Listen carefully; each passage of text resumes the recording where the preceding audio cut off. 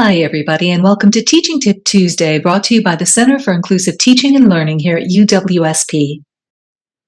If you're like most college instructors, you don't have a lot of formal training in educational theory. What you know about teaching has been learned on the job. But a deeper understanding of educational theory may help to explain some of the best educational practices we promote at CITL. That's why this week, I'd like to talk to you about one of the more prominent theories of learning and how it manifests in suggested educational practices. Constructivist theory proposes that learners construct their own understanding of the world. According to constructivists, meaning and understanding are the product of an individual's cognitive constructs and existing knowledge interacting with new information and experiences. The existing knowledge provides a base for growth, but it also colors the way that the learner understands unfolding experience, so it acts as a filter. The learner's unique experience and history are therefore central to this theory of learning, and not surprisingly, the application of this theory to teaching focuses on the learner. Here, I'll discuss 5 best practices in education that are based on constructivist rationale. Let's begin with assessment and activation of existing knowledge. Constructivism tells us that new learning is built upon what we already know. So if we want to know where the starting point is for new learning, we need to identify what our students already know that's relevant to that new learning, and we need to bring it to the forefront of their minds. We can get a beat on what students know by knowing prerequisites for our courses and having general curricular knowledge.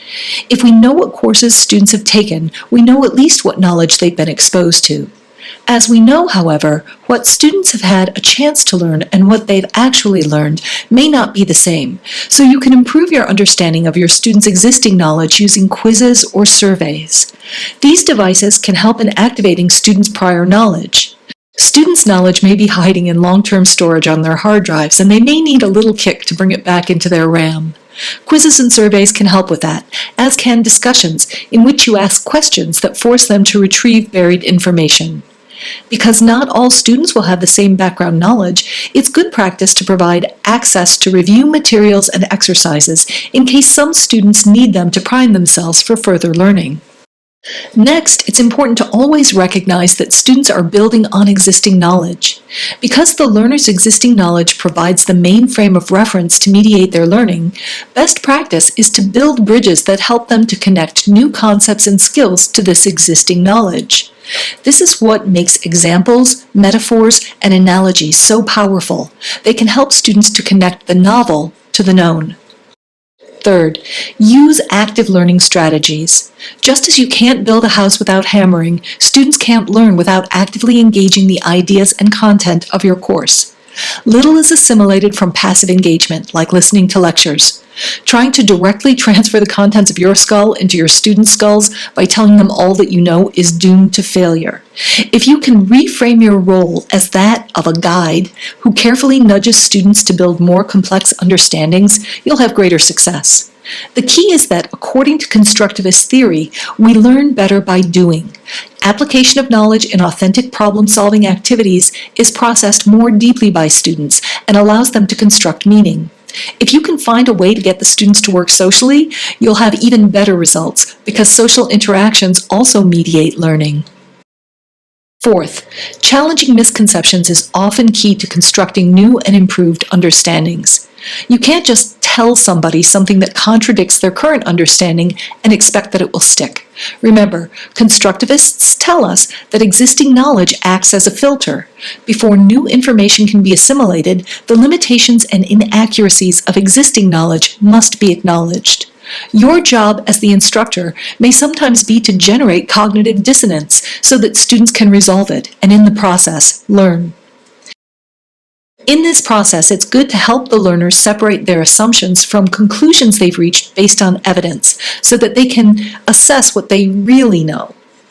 It's also good to provide them with alternative explanations or understandings that may have greater explanatory power than their existing framework. Empirical evidence they may not have been aware of previously provides useful data for them in evaluating their understanding. In general, case studies and problem-based learning can be very useful tools, allowing students to reevaluate their prior knowledge and refine their overall understanding.